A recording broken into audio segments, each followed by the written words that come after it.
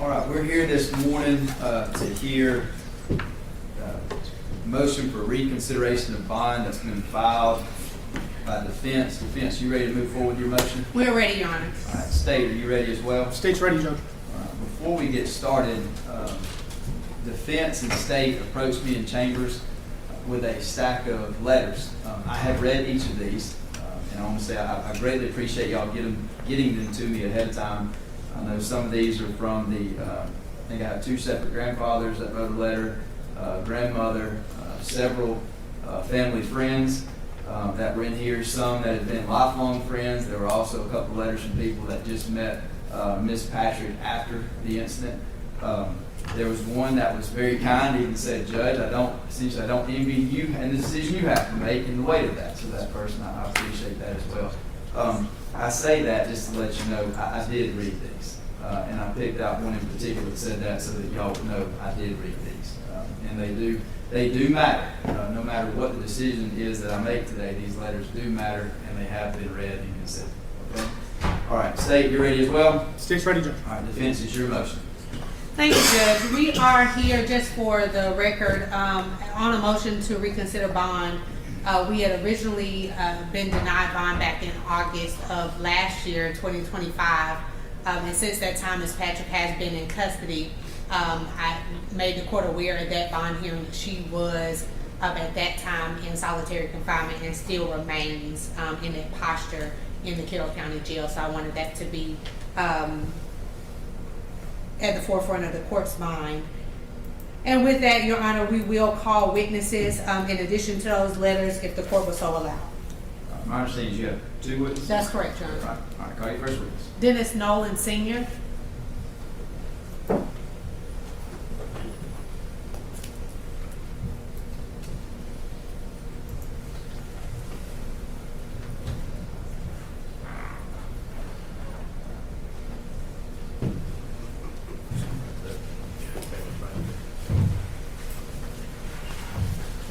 Yes, sir. If you'll come around and then remain standing while swearing.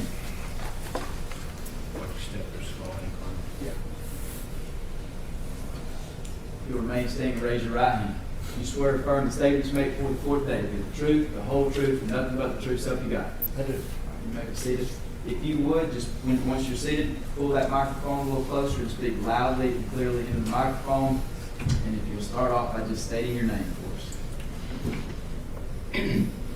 My name is Dennis Nolan, Sr. Dustin, you gonna be good? Yes, sir. Okay. Thank you. Good morning, Mr. Nolan. Good morning. I believe the microphone just went off, so I want to. When you pulled it, it may have pulled loose. I'll come look at it.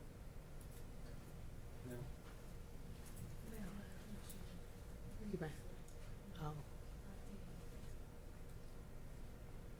right, you're just gonna have to speak loudly and clearly for us, okay? My clerk just said that apparently the other day they had this issue with another court, and IT had to come. So just speak up and speak loud for us, okay? Okay. All right, Mr. Nolan, how are you related to Sarah Grace Patrick? She's my granddaughter. And are you her maternal or paternal grandfather? Maternal. Maternal? Yes. And so Kristen was your daughter? Kristen was my daughter. Okay. Now, Mr. Nolan, have you received, I'll just get to the issue at hand. Do you believe that Sarah is a danger to you or anybody else in this community? Not at all, no. Okay. Do you believe that she is a threat to intimidate any witnesses that may be a part of this case? No, absolutely not. Have you ever witnessed her threaten anybody or do any harm to somebody that you know of? No, not at all. Okay.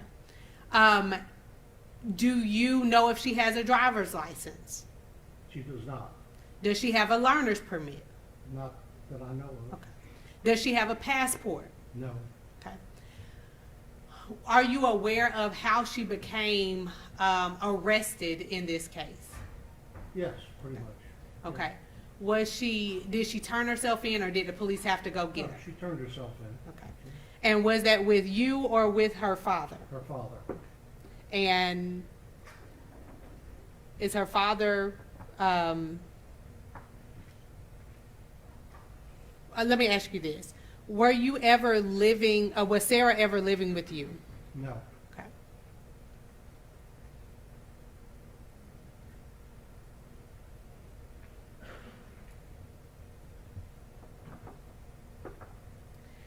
Do you know of Sarah to have any access to any money that would allow her to leave this jurisdiction? no, nothing at all. If she is released on bond, would you be a part of the village to make sure she gets back here to court? Oh, yes, absolutely. Okay. And where is it that you live, Mr. Nolan? I live in Rome, Georgia. Okay. About how far away is that from here? It's about an hour and 15 minutes. Okay.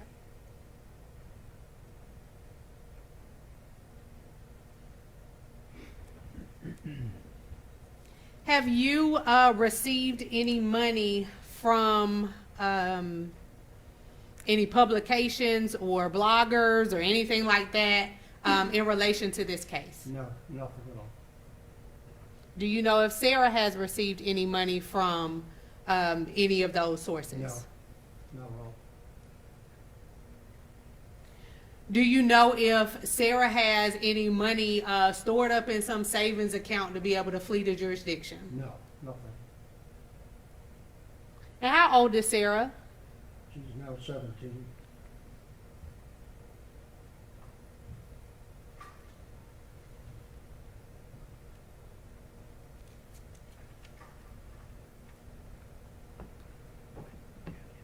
Did you write a letter to the judge in reference to this case, or to the bond in this case? Yes, I did. Okay. And the judge has indicated that he's read that, so I'm not going to have you read it today, but it is a part of what the judge has been turned over. Okay. Do you know if Sarah has ever been arrested before? No. No, she has not, or no, she you has don't know? not. Okay.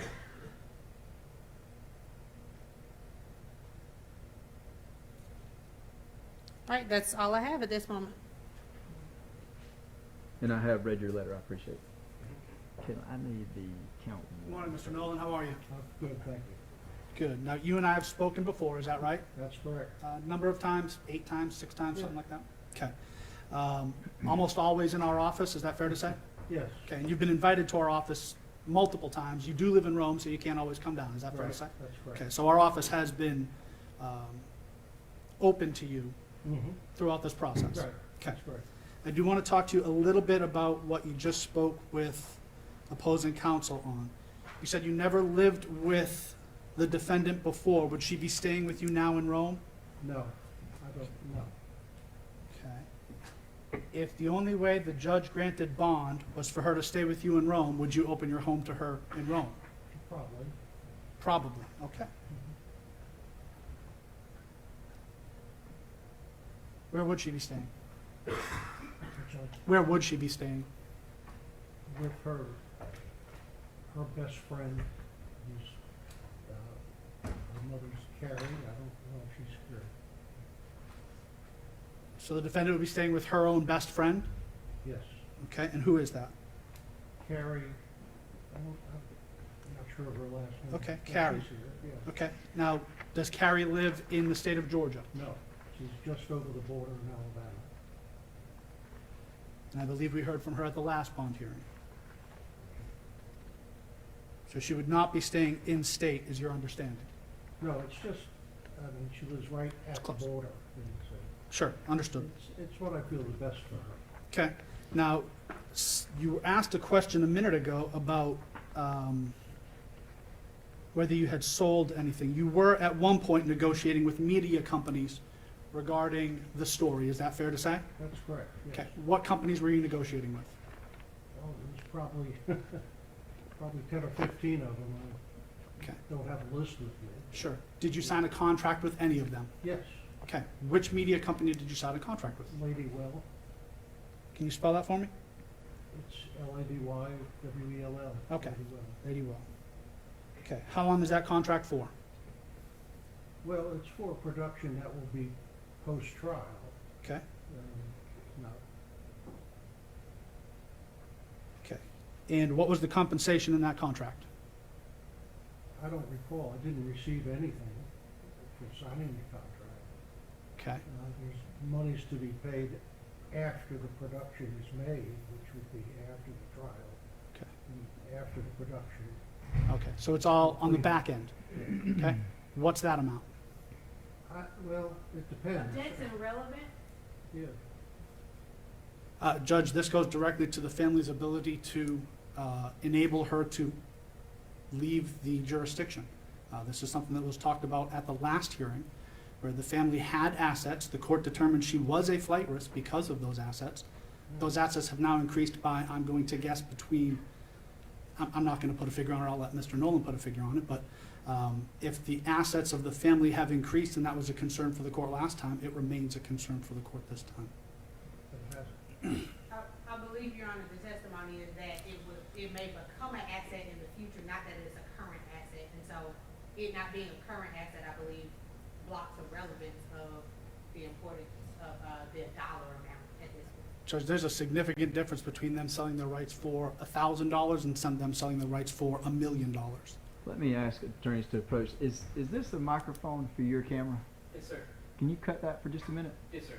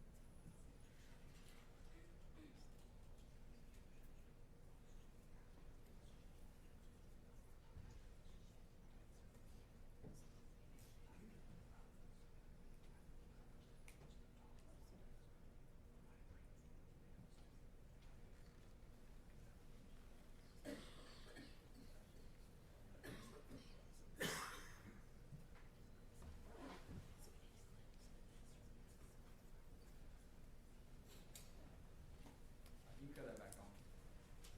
Thank you, sir.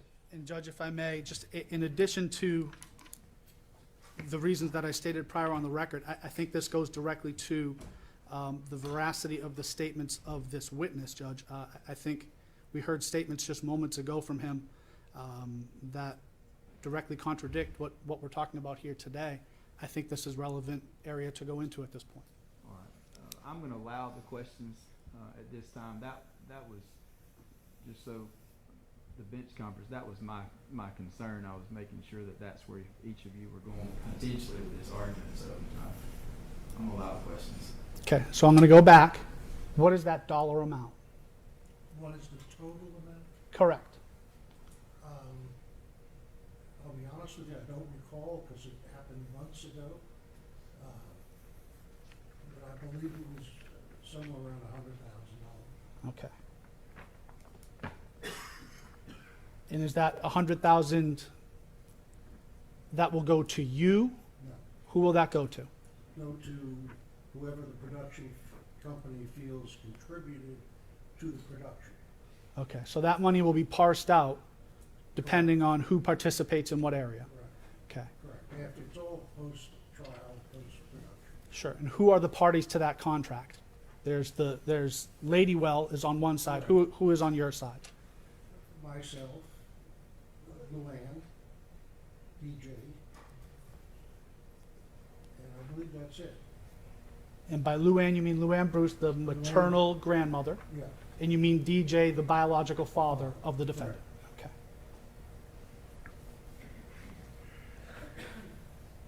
Did they pay any upfront money to you? no, No penny at this point. Not a cent has come your way. No. It is all on the back end. correct. Okay.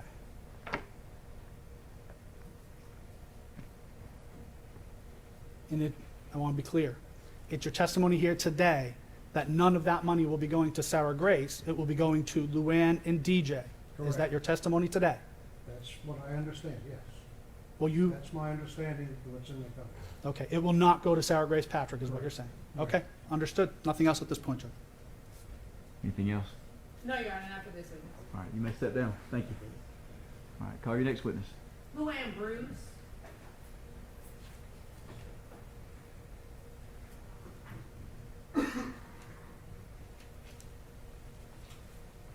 You can come this way, Ms. Bruce.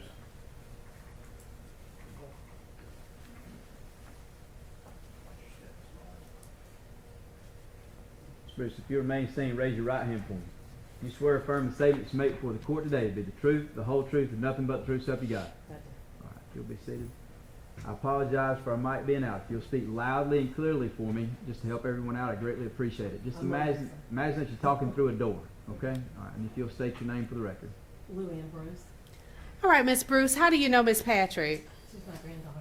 She's your granddaughter. Is she your maternal or paternal granddaughter? Maternal. Maternal. So you are Kristen's mother. Yes, I am. Okay. And has Sarah ever lived with you? I mean, she stayed with me off and on, but not lived. Okay. But visitation as a grandmother, that kind of Of thing. course. Okay. 5 days. Let's address this money issue. Have you received any money from any production company, bloggers, whatever, in relation to this case? Not today. Not today. Okay. Has there been any promise of money to you in the future for the rights to this and that type of thing? After the trial, yes. Okay. After the trial. But at this moment, you have not received any money as it relates to this case. Okay. Do you know if Sarah has received any money as it relates to this case? Not that I know of. Okay. Have you given her any money from a production company that you received? Oh, no. Okay. Do you know if Sarah has a driver's license? No, she Does she have a learner's permit? doesn't. No. Do you know if she's learned how to drive a car? I don't think so. They didn't have one that she could drive. Okay. Does she have a passport? No. Are you aware if she turned herself in or was she arrested? She was forced to turn herself in. Okay. And when she turned herself in, do you know where she came from? I think she was at her friend Carrie's. Okay. And that would have been the same house that's in Alabama. Correct. Okay.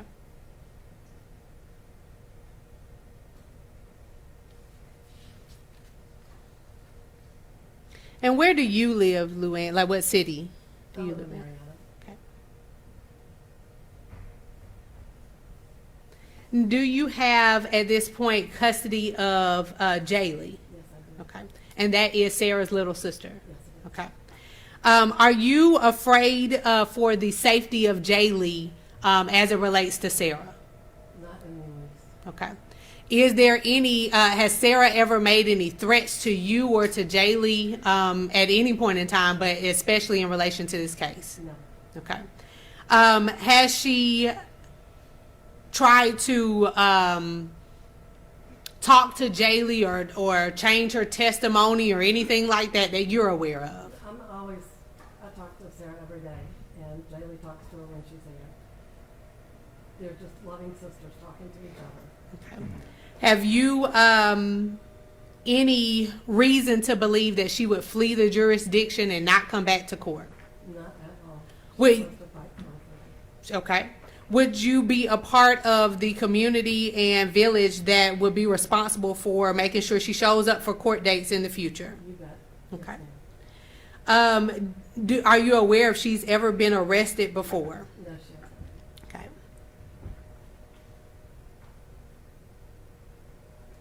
And you wrote a letter in relation to this case and this bond this morning? I do. Okay. I didn't think I was gonna be able to be here. Okay, right. You had another work I had a obligation. leadership meeting that I couldn't get out of, but Okay.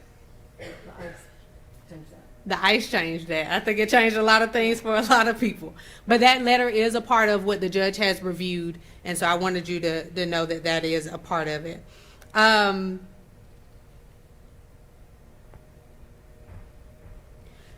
Now, you are one of the, I guess, victims in this case, right? Would you consider yourself one of the, I'm very much a victim. okay. And I'm sorry, My whole family, your whole family. And you are in support of Sarah very much, and her being out on bond. 100%.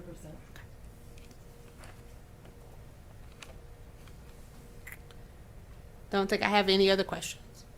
All right, thank you. State. Thank you, Judge. Good morning, Ms. Bruce. How are you? I'm good, how are you? I'm doing well. Again, same kind of starting questions. You and I have had conversations in the past, is that right? Okay. I do want to ask you just a little bit about those media rights that we've been talking about. How familiar are you with those media rights? I mean, vaguely familiar, and I've talked to them, and, you know, it's all based on what will happen after the trial. Sure. And who they're gonna, you know, make go through all the pulling of pictures and stories and all that kind of stuff. Okay. And the three people who are involved in that are you, Dennis, and DJ. Is that correct? Correct. So the $100,000 or so that we've been talking about, that will get sort of divvied up between that group. Is that right? Right. It won't go to Sarah Grace. No, It won't go to her sister Jaylee. no. It won't go to anybody else. That's money that's going to go directly into your pocket if you were participating. Yeah. Okay. Now, you don't live near here either. You live up I live north of Marietta. here, Marietta, right? And you said Sarah Grace has never stayed with you. Is that right? No, Long I've term? lived with them. She's, Yep. you know, stayed with me for times. Okay. She will not be staying with you. She'll be staying in Alabama if she's granted a bond. Right. Okay. Out of room. I have a 6-year-old now that takes up a lot of my space. And her Correct. toys. Correct. If the judge were to say that the only way she can get a bond would be to come home with you, would you be able to house her? I'd make it happen. Okay.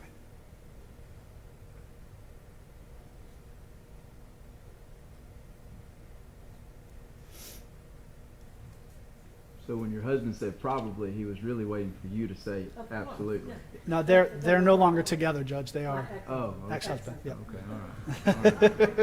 All right. So you know I would contradict.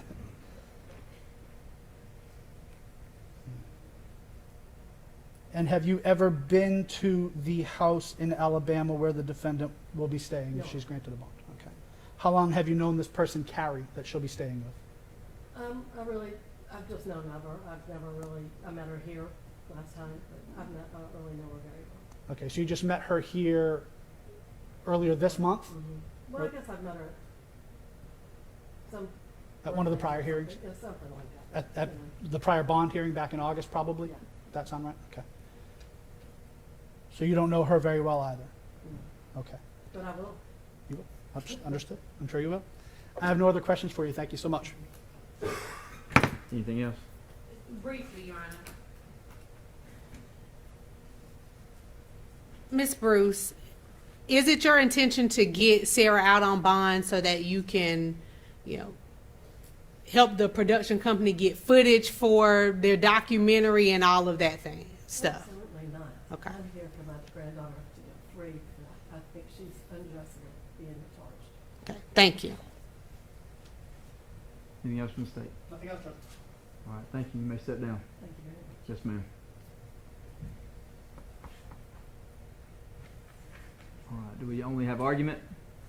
Yes, Judge, I do want to quickly make that packet, that same packet, it is a photocopy of the exact letters that I've given to the court as part of the record as defense and bond exhibit 2. All right, any objection? None from the state, Judge. All right, they'll be admitted. Thank you, Your Honor. We can get at the end. Okay. I'm ready for argument. Okay. Your Honor, we believe that Ms. Patrick is in fact a good candidate for bond.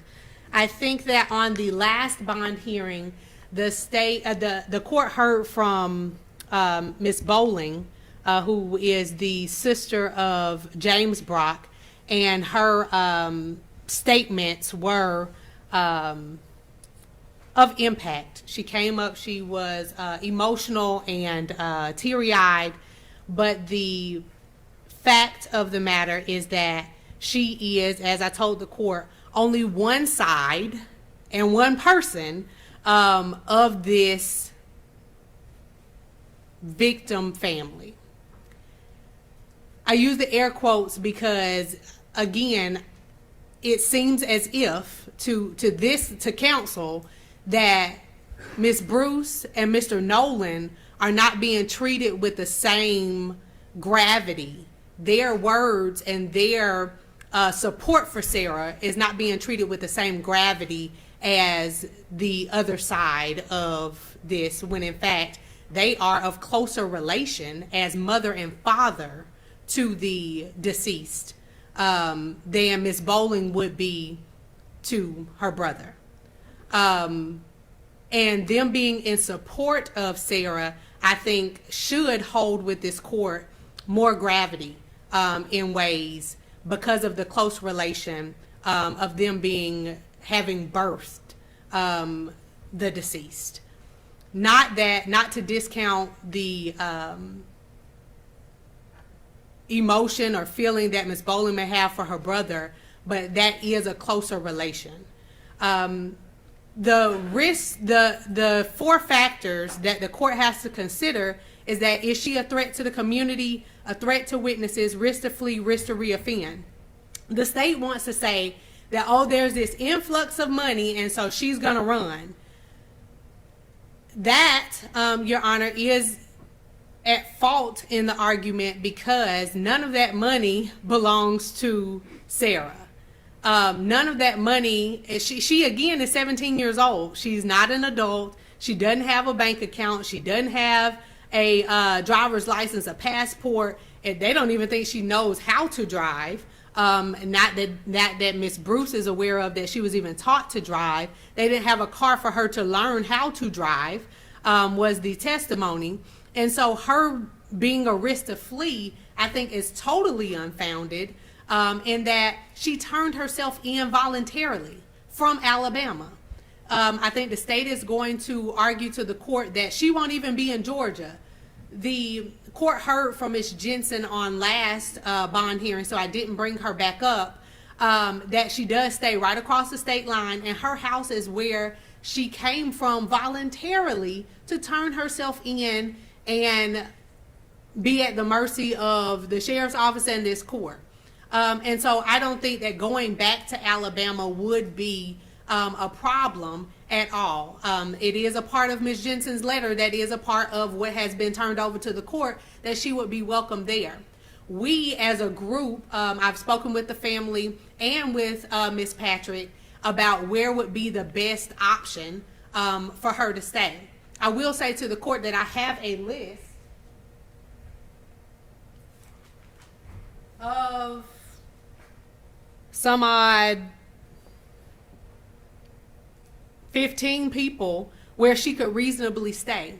We have, as a group, considered all of those places and what would be the best course of action for making sure she gets to court, having a stable environment, being in a place where she could be away from the media frenzy that I think will surround her here in the immediate area. And so we just made that decision that Ms. Jensen's home there in Alabama, where she's already comfortable and would have the ability to stay off of social media, be somewhere where she wouldn't have the need for a phone and that type of thing, which I would ask the court to make that a part of the conditions of her bond, that she not have access to social media and a cell phone of her own.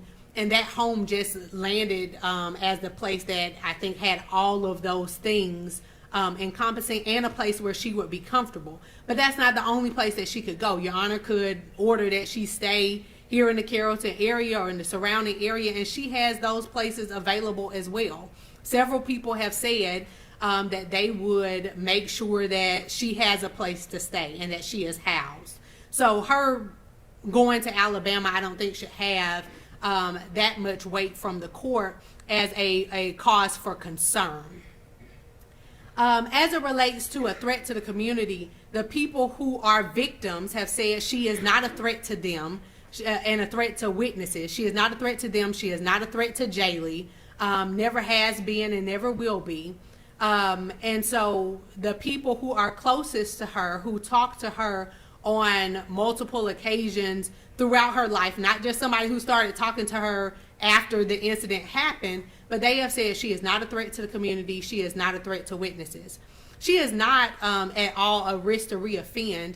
When we look at the risk to reoffend, I think that generally the court looks at a person's criminal history because we know past behavior is indicative of future behavior. She's never been arrested. That was presented at the last bond hearing. She still has no criminal history, hadn't had any incidents in the jail or anything of that sort. As a matter of fact, I think she is thought of and spoken very highly of by many of the guards there at the jail. Your Honor, we have presented to you 21 character letters. 21 people who are willing to vouch for that young lady sitting in that chair. 21 people, not just one person who is filled with emotion and feels like, oh, you know, that they have an emotional reaction to what has happened. 21 people. In addition to those 21 letters that is a part now of the record that Your Honor has written, my right side, the court's left side, entire courtroom is here to support Ms. Patrick. People who are going to run generally don't have that type of support. People who are going to abscond from justice generally don't have that type of support. People who intend to not come back and not do the things that they're supposed to do not have this type of support, Your Honor. I think that that is something that the court should look at in a major way as to the risk to flee, is that when you have connections and ties, not only to the immediate community, but just to a community in the aggregate, that is what keeps people accountable. And essentially, bond is for there not to be any new crimes, which she doesn't have any indication that there will be any new crimes because she doesn't have any criminal history. And we maintain her innocence, that she has not done this that she is accused of, but also that she just has the vast support of the community around her, and that they have said they will hold her accountable. That is a part of the letters as well as the testimony today. Again, as it relates to the money, Your Honor, if there is this vast influx of money, Your Honor, I'm sure would not grant a recognizance bond. There would be a monetary amount to it. So any money that there is, that I think that the family has come into the way that the state wants to portray it, would be going to that bond, I can assure you. And in addition to that, she is indigent. And if there is any other monies, would be going to the hiring of an attorney, I would assume, if they could afford that based on this sudden influx of money, which the testimony has been, is that no money has been given to Mr. Nolan or Ms. Bruce, and that everything is post production. As it pertains to the veracity of their statements, Ms. Bruce was clear that they're not trying to get her out to, you know, have her do interviews or anything like that. As a matter of fact, Your Honor could order that she not have any of those contacts or any of those interviews until after the trial. There is case law. I was not able to look it up because I was trying to pay attention and question, but I am certain that there is case law that, as a matter of fact, the defendant cannot profit off of books or publishing rights and those types of things as it relates to their case. And so I'm not sure if Your Honor is aware of that, and I can find the site as I continue to look and present that to the court if need be. But Your Honor, she has a place to stay. If Your Honor would require that she stay in Georgia or stay around the area, she has those places as well. We could provide addresses to the court. And so we're asking that Your Honor would grant a bond in this case. She is in solitary confinement as a 17-year-old. The courts have acknowledged that solitary confinement on juveniles is, even though she is being charged as an adult, she was at the time of the incident and is now still a juvenile, that it has vast implications on the mental health of persons, not just juveniles, but persons in general that are in solitary confinement. So I'd like the court to consider that as well. We filed this bond motion, Your Honor, because of the pushing back of the date, which was no fault of Ms. Patrick's, and no fault to the court. I think that it was what had to happen based on the circumstances. But the additional 8 months or so where we're going to be waiting, I think is a factor that I think the court should consider in weighing whether or not the court grants bond today. But we would ask that Your Honor would grant a monetary bond with conditions. I am specifically asking that Your Honor would grant the condition that she not be allowed the use of a personal cell phone, that she not be allowed the use of social media. Your Honor has tools in his toolbox to say to keep her confined to a particular address. She can be on ankle monitoring, house arrest, with not the ability to go out and socialize or do any of those things. We now have the technology of GPS monitoring, so it's not just are you at home, they can tell exactly where you are. So if there is any question about whether she'll be out, being a threat to witnesses or the community at all, she could be closely monitored and will be closely monitored by her family. So Your Honor, we're asking that you would grant a bond in this case with the conditions that she not have any contact, of course, with witnesses, that she not have any contact even with, the Mr. Brock's family, if that is a concern, and also that she be on house arrest, ankle monitoring, GPS monitoring, so that the court will be aware of where she is, and I have no doubts that she will show up for her court dates. She is eager to assert her innocence. And so, Your Honor, that is the ask of the defense at this time. All right, thank you. Hold on 1 second. Ms. Mitchell, if you'd like to come grab a seat, you can. I also did observe you help that young man in the back of the courtroom. Did you get him where he needed to be? All right, so, okay. Madam Clerk, can you hand her what she needs so she can go ahead and be productive? But I did look over there. I appreciate you helping him out. You could tell he was stressing. He didn't know where to be. So, thank you.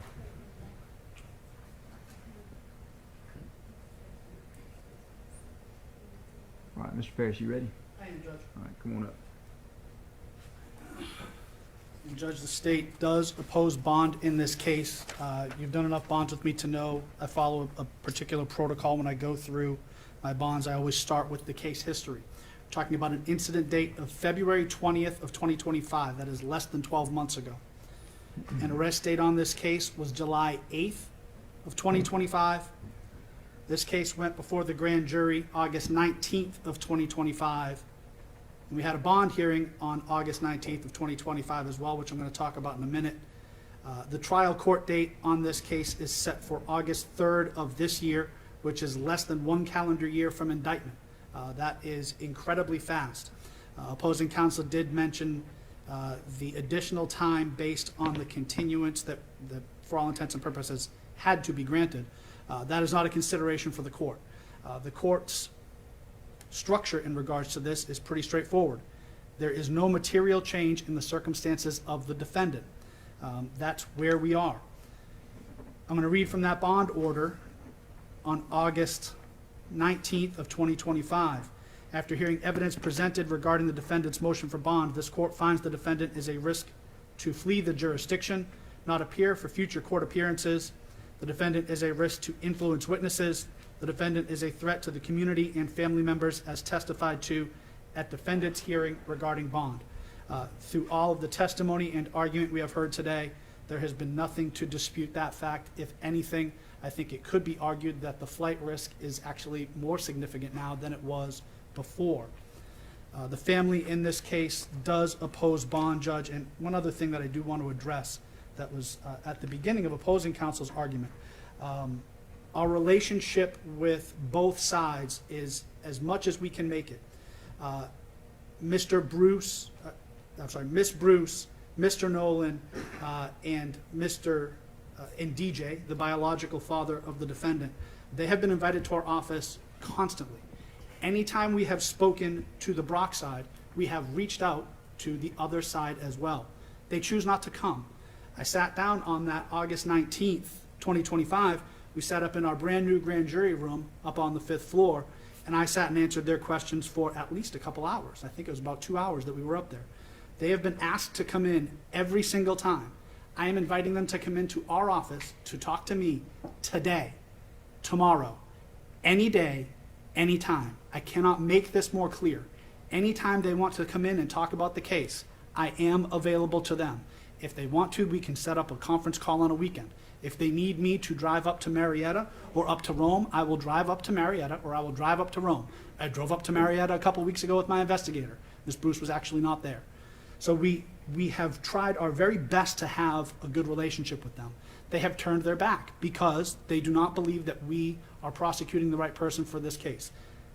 That was something I told them from the very beginning. I'm going to be as open and inviting as I can be, but we are not going to agree on that fact. They choose not to come in, Judge. I have conversations on the phone with Mr. Nolan and with Ms. Bruce because they live far away and it is difficult for them to come in. Any person in that family who wants to come in and talk to us can do so. At that meeting on August 19th, I told them to bring as many people as they want to. Friends, family, whoever they'd like. I invited them to record the interaction if they would like to. I have no problem talking to them. The state is not scared of talking to the family on either side. We invite that. Going back to the Brock side of the family, Judge, I do have a statement from them. They oppose bond as well for the same reasons that they opposed bond in the first time. I would like to read this statement from them if I could. The seriousness of the charges before this court cannot be overstated. The accused is being held and charged with the malice murder of 2 people. These were intentional violent acts that were permanently destroying our family. Granting bond in a case of this magnitude would undermine the gravity of these crimes and the devastating harm that she has already inflicted. Then they move to addressing the Ayala factors. We remain deeply concerned about flight risk. The defendant is facing the possibility of life-altering consequences if convicted. Given the severity of the charges, the incentive to flee is substantial. The immediate family has the resources which would enable her to flee. Her family maintains that she is innocent, and given her manipulative behavior, it is possible for her to flee. Once released, there would be no meaningful way to ensure the defendant remains within the jurisdiction or appears for future court proceedings, since family and close friends have homes outside of the state of Georgia. We are also gravely concerned about witness intimidation. This case relies on witnesses who must be able to cooperate freely and safely with law enforcement and with the court. Releasing the defendant creates a real and reasonable fear that witnesses could be intimidated, influenced, or discouraged from coming forward. Even indirect contact or perceived threats would be irreparably damaging to the case. Finally, and most urgently, we fear for our own safety. The loss that our family has suffered has traumatized us and left us vulnerable. The thought of the person accused of killing them being released into the community causes us constant anxiety and fear. Bond would not only endanger witnesses, it would also place our family under continued emotional distress and fear for our physical safety. The accused is being charged with 2 malice murder counts. These are horrific and violent crimes in which she is being accused. The defendant's second bond request, this is the defendant's second bond request, and nothing has changed that would justify reconsideration. The risks remain the same, if not greater, as the case moves forward and the consequences become more real. Our family would not be able to sleep in peace knowing that she is not in protective custody. Judge, it's the state's position that on August 19th of 2025, she was a poor candidate for bond, and that as I stand here before you today, she remains a poor candidate for bond, and bond should be denied as such. Who made the statement that you That was crafted by Kim Bowling on behalf of the other family, the Brock family. Who was that for? Who made the statement? Kim Bowling. No, that's the sister. It is. Now, at the past hearing, we also had a brother testify. Is that right? We did, Judge. All right. We had sons. We had sons and her, and then a friend of the family as well, if I recall correctly. It's going back a little bit. But I believe it was her brother, stepbrother. Is that correct? I think so, Judge. Is that right? That's correct, John. And he was not in favor at that time as well, correct? Correct, Judge. There's significant numbers on this side as well. And they lived together for a period of time, correct? The brother? That was my recollection, that he was in the house for a period of time. Is that not correct? Not in recent memory, Judge. Not in recent history, is my understanding. Okay. All right. Anything else from the state? Nothing else from the state, Judge. Okay. Thank you. Anything else, Ms. Williams? No, Your Honor. All right. All right.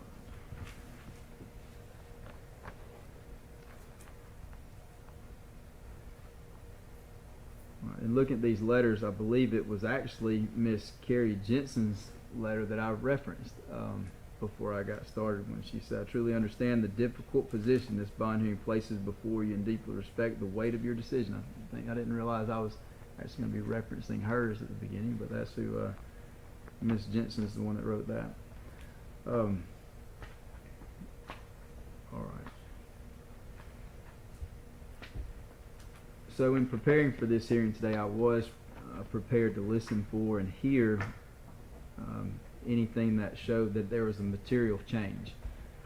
As of right now, I don't see that there has been a material change. The only real change that has happened, one, is the court date change, and then two, I don't believe I had the information in front of me that family members had signed contracts with different media companies at the prior hearing. So that's new material. When I look at this, when I asked the state and defense to come up, when the witnesses were testifying, when defense objected to the line of questioning that the state had, my concern was I wanted someone to ask or bring up the question of the veracity of these statements, because while I know, and I hope the family hears this, I'm not doubting your love for your granddaughter or your daughter. As Mr. DJ here this morning, that's not in question.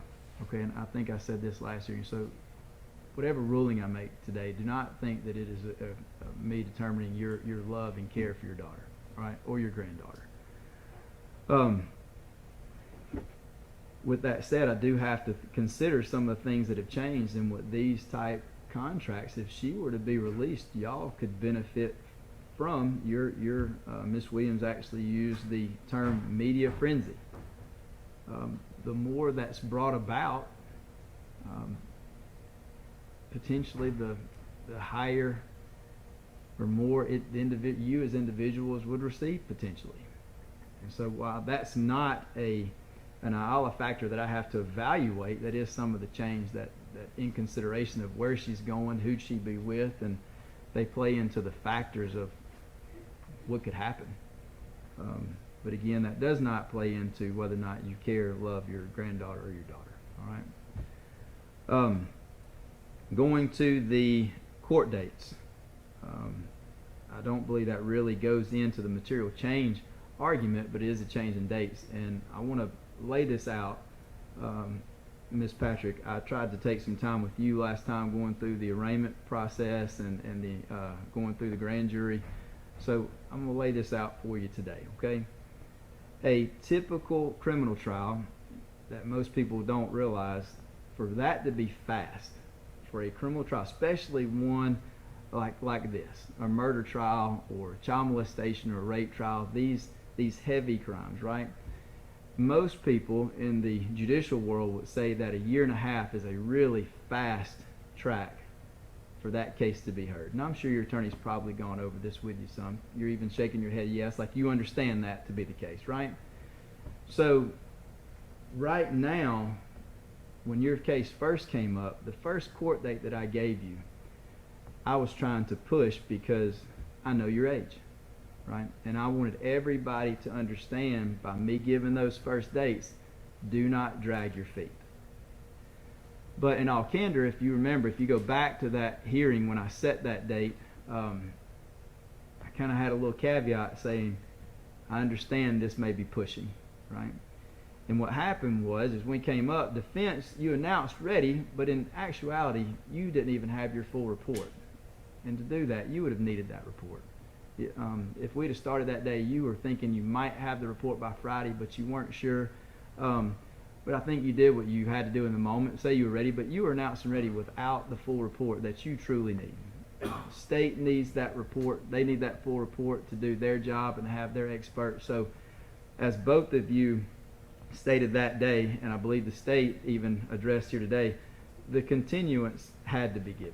The continuance had to be granted for fairness to take place, right? Fairness for you and your attorney to actually get the full report, and fairness for the state to be able to prepare for this case. Now, in doing that, I had a couple of different dates available. The state and defense both came to me and said, Judge, we know that you don't want to move this case again. We want to put it on your August date. That was the date that was agreed on by defense and the state. If I look at the dates, right, now we just acknowledged, and you were shaking your head yes, as if you understood, that a year and a half is really fast for these type cases. That's typically as quick as one will get, right? If I look at my dates now for your August date, you hit right at almost exactly a year and a half. So even with that August date, your case is still moving at an incredibly fast pace. Do you realize that? Now, with that being said, state and defense also know I do not want to continue this case again, right? And we're going to do everything that I can. I'm going to do everything that I can to prevent this case from being moved again, right? It's my understanding there may be some changes that take place. If those changes do take place, I do anticipate signing an order to specially set this. If there are conflicts, I commit to both state and defense. I don't mind calling other judges that may have conflicts and ask them if they don't mind if we jump ahead in line so that I can have attorneys report to me so that we can make this happen. All right? And I hope that we can do that. But when I look at this again, I think the state's correct. I have to evaluate it for material change, and I don't see much of a material change. The risks that were there at your first bond hearing still exist. I do have to say I can see both sides, but I do see from the state saying that things may be even intensified with these contracts, because that brings a whole level again of motivation. If you're out, what's going to motivate you or that side to do things? Because the more that's there, the more they have, the more potentially they get. That's a risk too. So based on that, and based on evidence that was given to me at the prior hearing, I believe any time that I make a ruling that takes into consideration statements that were made at prior rulings, I have to place that on the record. So I am placing on the record that part of this ruling is based upon the testimony that was given to me at the prior bond hearing, okay, and statements that I heard then. And I am not giving more weight to one side or the other. That's just not the case. What I am doing is properly weighing this to the best of my ability against the law, right? And that's what I have to do with these factors, right? Based on doing that, I am going to stand with the original order that I gave. Bond will continue to be denied. I do not find a significant material change in circumstances or facts that would allow or require me to make a change in that prior ruling. So the prior ruling will still stand. All right, and your case is set for our August date.